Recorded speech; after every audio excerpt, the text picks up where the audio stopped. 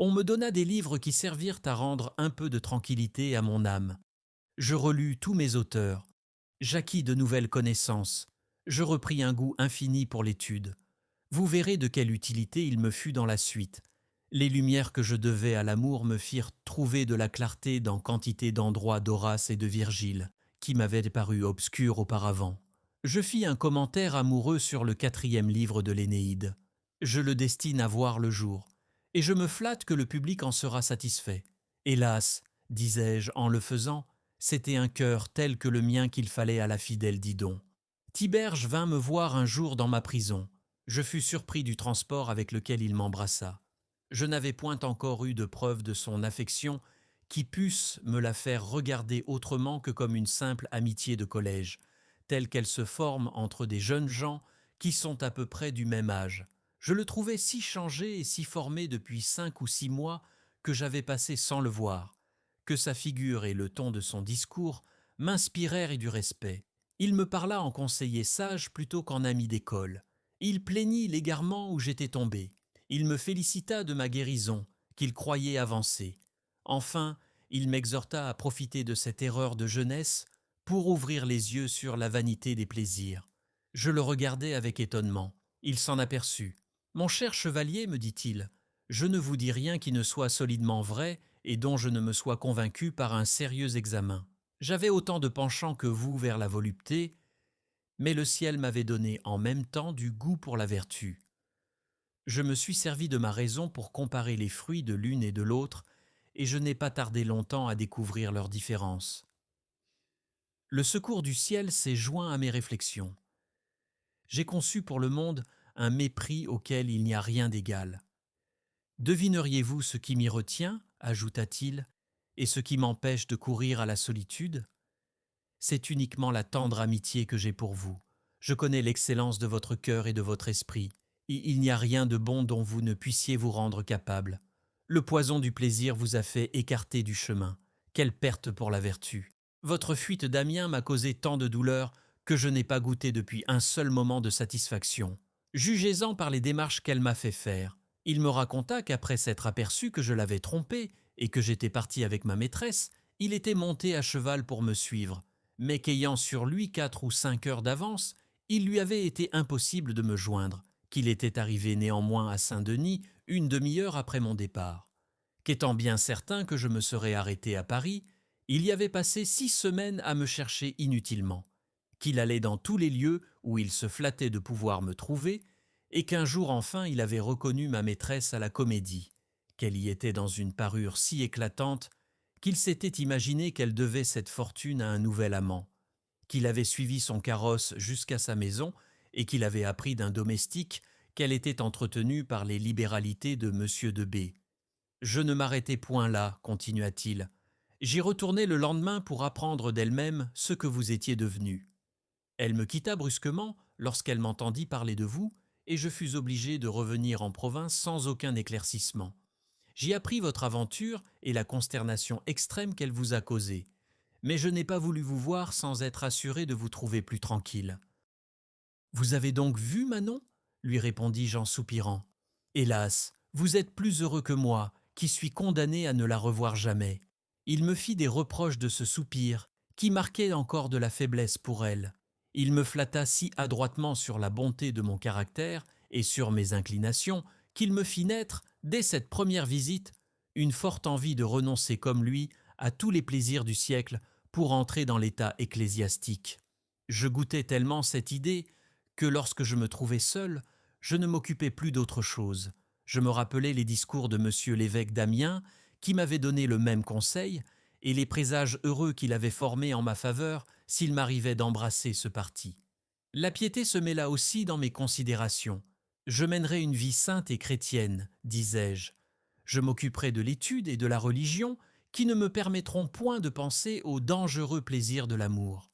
Je mépriserai ce que le commun des hommes admire, et comme je sens assez que mon cœur ne désirera que ce qu'il estime, j'aurai aussi peu d'inquiétude que de désir. Je formai là-dessus, d'avance, un système de vie paisible et solitaire. J'y faisais entrer une maison écartée, avec un petit bois et un ruisseau d'eau douce au bout du jardin. Une bibliothèque composée de livres choisis, un petit nombre d'amis vertueux et de bon sens, une table propre mais frugale et modérée. J'y joignais un commerce de lettres avec un ami qui ferait son séjour à Paris et qui m'informerait des nouvelles publiques, moins pour satisfaire ma curiosité que pour me faire un divertissement des folles agitations des hommes.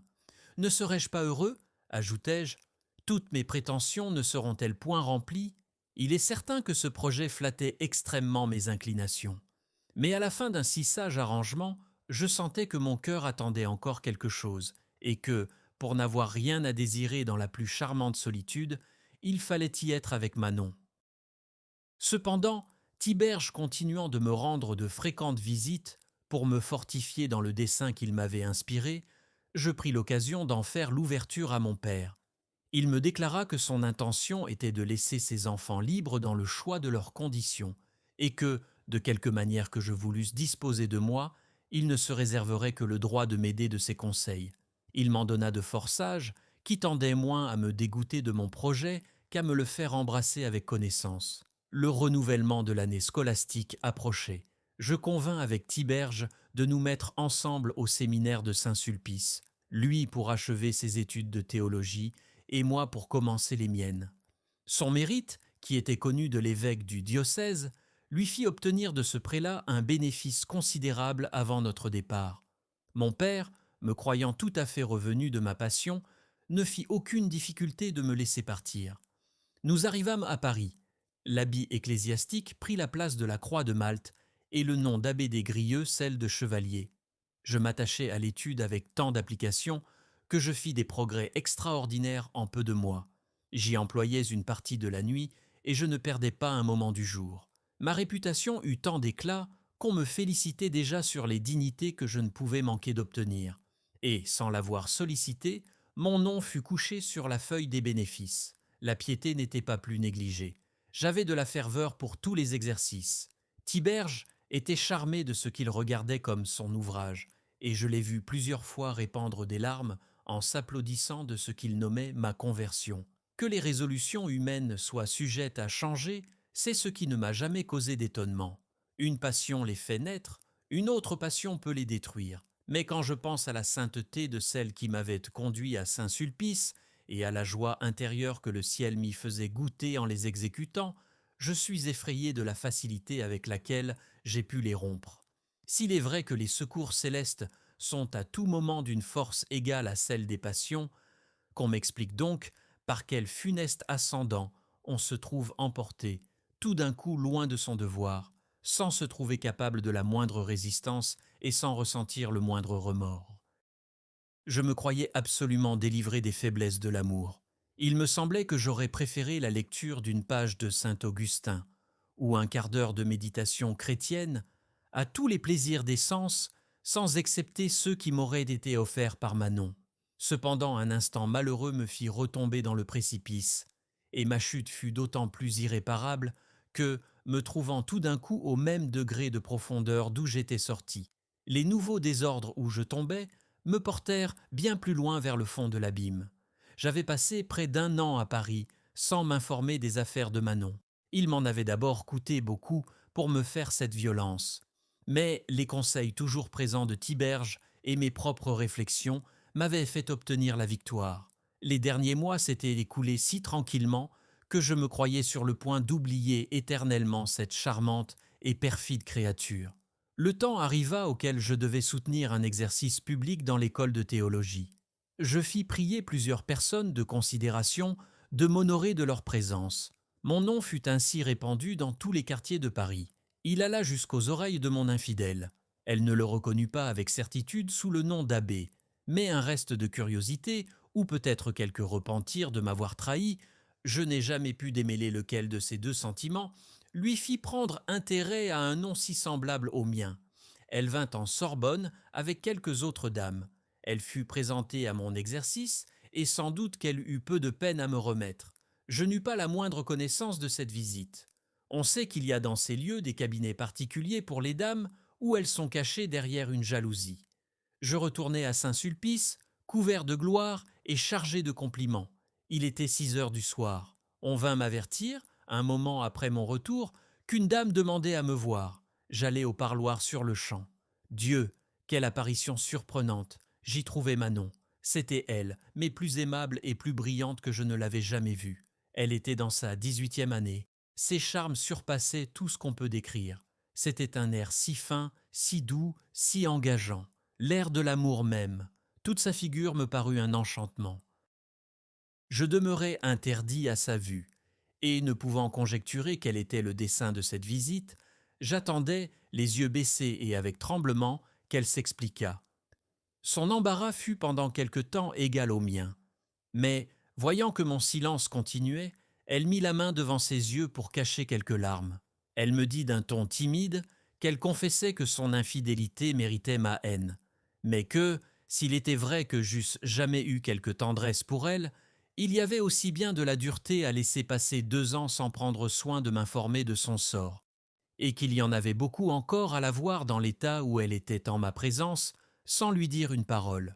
Le désordre de mon âme, en l'écoutant, ne saurait être exprimé. Elle s'assit. Je demeurai debout, le corps à demi tourné, n'osant l'envisager directement. Je commençai plusieurs fois une réponse que je n'eus pas la force d'achever. Enfin, je fis un effort pour m'écrier douloureusement. « Perfide Manon ! Ah, perfide, perfide !» Elle me répéta en pleurant à chaudes larmes qu'elle ne prétendait point justifier sa perfidie. « Que prétendez-vous donc ?» m'écriai-je encore. « Je prétends mourir, » répondit-elle, « si vous ne me rendez votre cœur, sans lequel il est impossible que je vive. Demande donc ma vie, infidèle, repris-je en versant moi-même des pleurs que je m'efforçais en vain de retenir. Demande ma vie, qui est l'unique chose qui me reste à te sacrifier, car mon cœur n'a jamais cessé d'être à toi. » À peine eus-je achevé ces derniers mots, qu'elle se leva avec transport pour venir m'embrasser. Elle m'accabla de 1000 caresses passionnées. Elle m'appela par tous les noms que l'amour invente pour exprimer ses plus vives tendresses. Je n'y répondais encore qu'avec langueur. Quel passage, en effet, de la situation tranquille où j'avais été au mouvement tumultueux que je sentais renaître? J'en étais épouvanté. Je frémissais, comme il arrive lorsqu'on se trouve la nuit dans une campagne écartée. On se croit transporté dans un nouvel ordre de choses. On y est saisi d'une horreur secrète dont on ne se remet qu'après avoir considéré longtemps tous les environs. Nous nous assîmes l'un près de l'autre. Je pris ses mains dans les miennes. « Ah, Manon !» lui dis-je en la regardant d'un œil triste. « Je ne m'étais pas attendu à la noire trahison dont vous avez payé mon amour. Il vous était bien facile de tromper un cœur dont vous étiez la souveraine absolue, et qui mettait toute sa félicité à vous plaire et à vous obéir. Dites-moi maintenant si vous en avez trouvé d'aussi tendre et d'aussi soumis? Non, non, la nature n'en fait guère de la même trempe que le mien. Dites-moi du moins si vous l'avez quelquefois regretté? Quel fond dois-je faire sur ce retour de bonté qui vous ramène aujourd'hui pour le consoler? Je ne vois que trop que vous êtes plus charmante que jamais. Mais au nom de toutes les peines que j'ai souffertes pour vous, belle Manon, dites-moi si vous serez plus fidèle. » Elle me répondit des choses si touchantes sur son repentir, et elle s'engagea à la fidélité par tant de protestations et de serments qu'elle m'attendrit à un degré inexprimable. « Chère Manon, lui dis-je avec un mélange profane d'expressions amoureuses et théologiques, tu es trop adorable pour une créature. Je me sens le cœur emporté par une délectation victorieuse.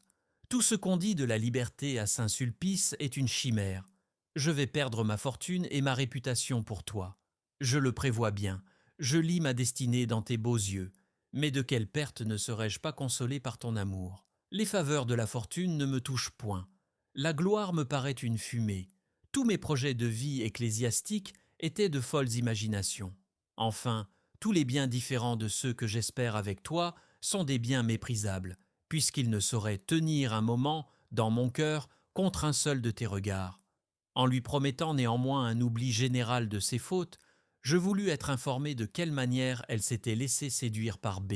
Elle m'apprit que, l'ayant vu à sa fenêtre, il était devenu passionné pour elle, qu'il avait fait sa déclaration en fermier général, c'est-à-dire en lui marquant dans une lettre que le paiement serait proportionné aux faveurs, qu'elle avait capitulé d'abord, mais sans autre dessein que de tirer de lui quelques sommes considérables qui pût servir à nous faire vivre commodément, qu'il l'avait éblouie par de si magnifiques promesses qu'elle s'était laissée ébranler par degrés, que je devais juger pourtant de ses remords par la douleur dont elle m'avait laissé voir des témoignages la veille de notre séparation, que, malgré l'opulence dans laquelle il l'avait entretenue, elle n'avait jamais goûté de bonheur avec lui, non seulement parce qu'elle n'y trouvait point, me dit-elle, la délicatesse de mes sentiments et l'agrément de mes manières, mais parce qu'au milieu même des plaisirs qu'il lui procurait sans cesse, elle portait au fond du cœur le souvenir de mon amour et le remords de son infidélité.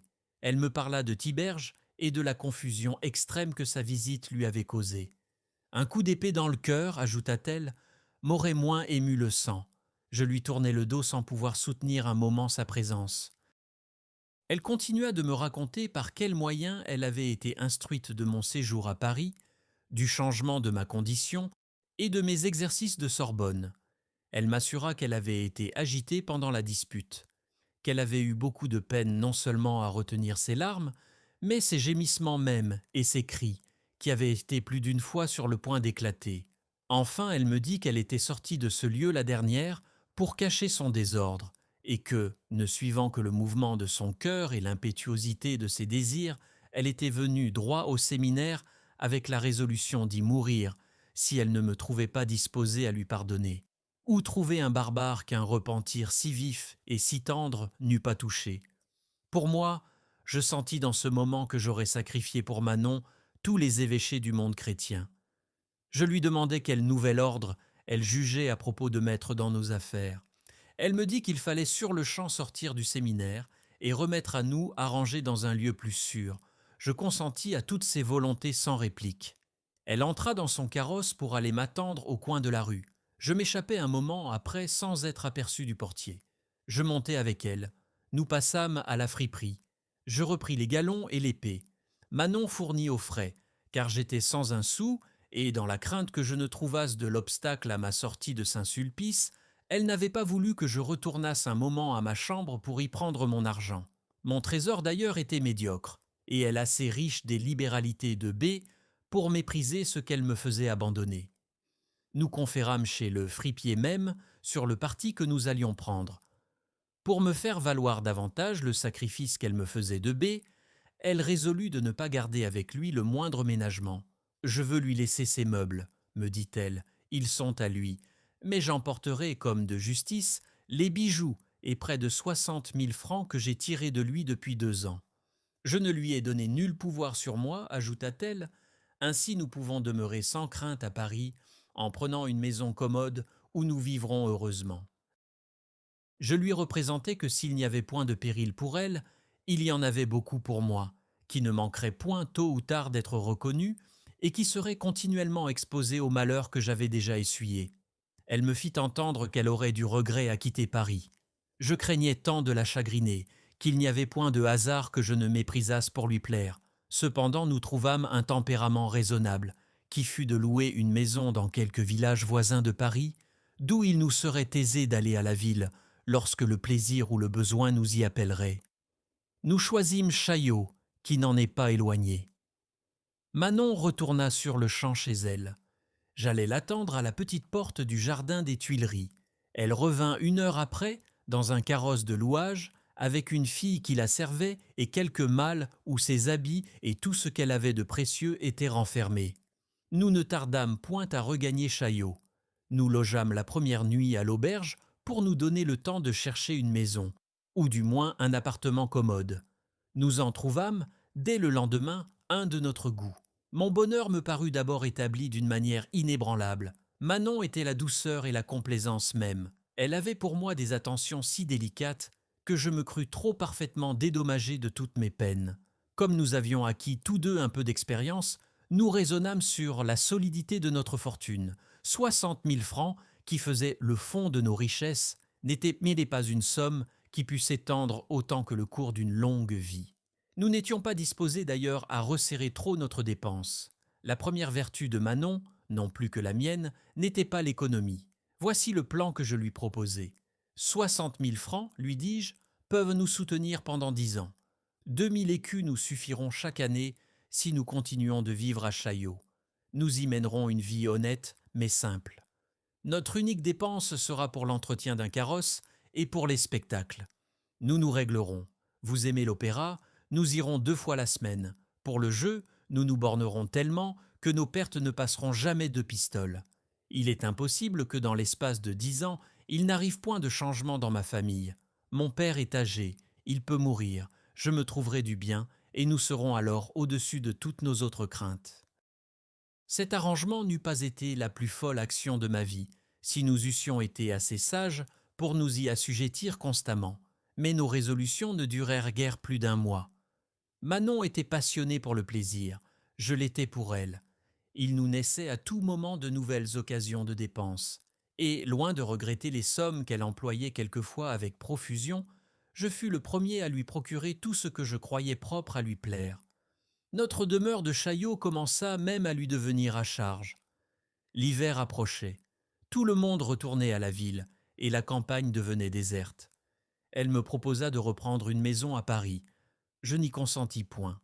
Mais pour la satisfaire en quelque chose, je lui dis que nous pouvions y louer un appartement meublé et que nous y passerions la nuit lorsqu'il nous arriverait de quitter trop tard l'assemblée où nous allions plusieurs fois la semaine. Car l'incommodité de revenir si tard à Chaillot était le prétexte qu'elle apportait pour le vouloir quitter. Nous nous donnâmes ainsi 2 logements, l'un à la ville et l'autre à la campagne. Ce changement mit bientôt le dernier désordre dans nos affaires, en faisant naître 2 aventures qui causèrent notre ruine. Manon avait un frère qui était garde du corps. Il se trouva malheureusement logé à Paris dans la même rue que nous. Il reconnut sa sœur en la voyant le matin à sa fenêtre. Il accourut aussitôt chez nous. C'était un homme brutal et sans principe d'honneur. Il entra dans notre chambre en jurant horriblement, et comme il savait une partie des aventures de sa sœur, il l'accabla d'injures et de reproches. J'étais sorti un moment auparavant, ce qui fut sans doute un bonheur pour lui ou pour moi, qui n'était rien moins que disposé à souffrir une insulte. Je ne retournai au logis qu'après son départ. La tristesse de Manon me fit juger qu'il s'était passé quelque chose d'extraordinaire. Elle me raconta la scène fâcheuse qu'elle venait d'essuyer et les menaces brutales de son frère. J'en eus tant de ressentiment que j'eusse couru sur-le-champ à la vengeance si elle ne m'eût arrêté par ses larmes. Pendant que je m'entretenais avec elle de cette aventure, le garde du corps rentra dans la chambre où nous étions sans s'être fait annoncer. Je ne l'aurais pas reçu aussi civilement que je le fis, si je l'eusse connu. Mais, nous ayant salués d'un air riant, il eut le temps de dire à Manon qu'il venait lui faire ses excuses de son emportement, qu'il l'avait cru dans le désordre et que cette opinion avait allumé sa colère. Mais que s'étant informé qui j'étais d'un de mes domestiques, il avait appris de moi des choses si avantageuses qu'elles lui faisaient désirer de bien vivre avec nous. Quoique cette information, qui lui venait d'un de mes laquais, eût quelque chose de bizarre et de choquant, je reçus son compliment avec honnêteté. Je crus faire plaisir à Manon. Elle paraissait charmée de le voir porter à se réconcilier. Nous le retînmes à dîner. Il se rendit en peu de moments si familier que, nous ayant entendu parler de notre retour à Chaillot, il voulut absolument nous tenir compagnie. Il fallut lui donner une place dans notre carrosse. Ce fut une prise de possession, car il s'accoutuma bientôt à nous voir avec tant de plaisir qu'il fit sa maison de la nôtre et qu'il se rendit le maître, en quelque sorte, de tout ce qui nous appartenait.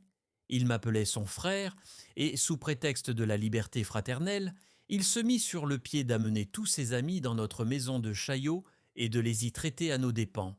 Il se fit habiller magnifiquement à nos frais, il nous engagea même à payer toutes ses dettes.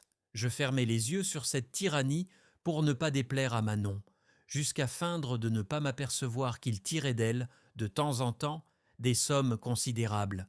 Il est vrai qu'étant grand joueur, il avait la fidélité de lui en remettre une partie lorsque la fortune le favorisait, mais la nôtre était trop médiocre pour fournir longtemps à des dépenses si peu modérées. J'étais sur le point de m'expliquer fortement avec lui pour nous délivrer de ses importunités, lorsqu'un funeste accident m'épargna cette peine en nous en causant une autre qui nous abîma sans ressource.